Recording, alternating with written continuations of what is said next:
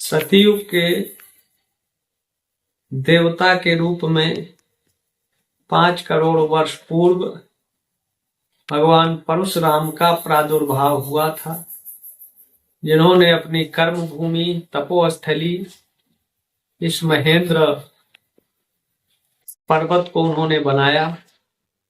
अपनी कर्मेंद्री ज्ञानेंद्री भगवान दत्तात्रेय और शिव को आराध्य मानकर यहाँ उन्होंने तप किया और विशेष तरह की ऊर्जा शक्ति प्राप्त किया। पुरुषोत्तम मास में यहाँ जो नवकुंडात्मक हरिहरात्मक यज्ञ, भागवत कथा, राम कथा, नाम संकीर्तन आदि विभिन्न प्रयोग यहाँ हो रहे हैं।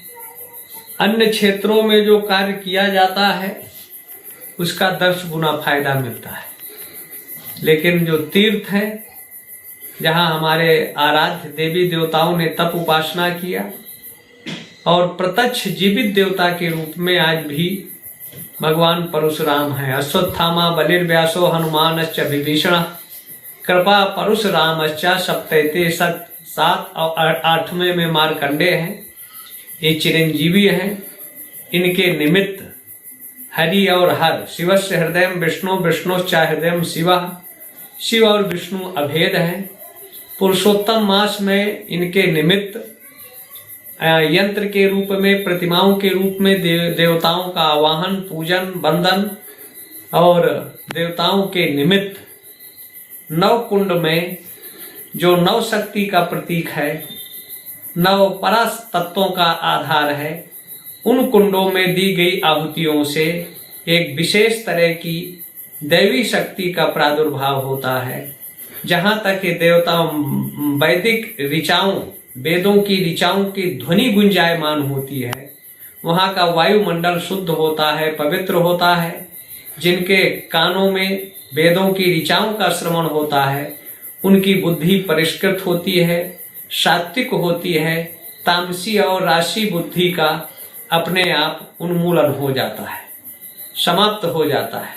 तो भगवत प्राप्ति और ईश्वर दुनिया में शांति हो, सद्भाव हो, एकता का निर्माण हो, उस निमित्त यहाँ संतों के सानिध्य में सरकार के मंत्री और यहाँ के विधायक लोगों के, जनप्रतिनिधि, यहाँ के जनता के योगदान से जो कार्य यहाँ चल रहा है, शायद सैकड़ों साल यहाँ न मेला लगा रहा हो, और वो मेला अपने आप में अद्भुत है। यहाँ लोगों की आस्था, श्रद्धा, भक्ति अद्वितीय है।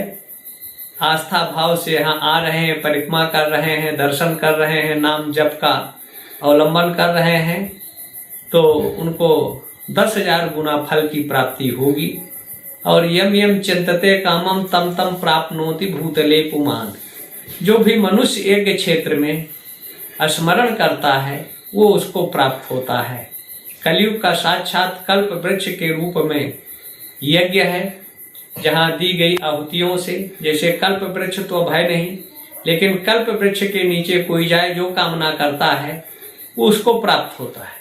तो कलयुग का साक्षात कल्प वृक्ष है यज्ञ। जिनको संतान नहीं उनको संतान प्राप्ति हो सकती है, जिनको धन नहीं है धन, शत्रु अगर बढ़ गए हैं तो उन मंत्रों का प्रयोग करेंगे तो शत्रुओं का नाश, सूखा है तो करीरी मंत्रों का प्रयोग करें तो वृष्टि होगी। तो विभिन्न तरह के मंत्रों का प्रयोग है, जिसमें पंच महाभूतों के निमित्त आदित्यम गणनाथम रुद्रम च केशवम पंचदेव विभुक्तम, पंच देवताओं के निमित्त आहुतियां होती हैं, मंत्रों का प्रयोग होता है। क्योंकि देवाधीनम जगत सर्वम मंत्राधीनश्च देवता, देवताओं के अधीन ये पूरी सृष्टि है और देवताओं का रिमोट कंट्रोल मंत्र है, और उन मंत्रों का प्रयोग इस महेंद्र गिरी में हो रहा है। तो मंत्रों की अद्भुत अद्वितीय शक्ति है, और वो उन मंत्रों का नियंत्रण, कंट्रोल सनातनी संत और सनातनी जनता विद्वानों के अंदर में है। समय समय पर जैसी आवश्यकता होती है उसका प्रयोग करते हैं। समाज, राष्ट्र, पूरे दुनिया में शांति हो, सद्भाव हो, भारत के आसुरी प्रवृत्ति, देशद्रोही मानसिकता के लोगों का अंत हो, सात्विकता बढ़े, जगन्नाथ जी के छत्र छाया में उड़ीसा का विकास और उत्कर्ष हो।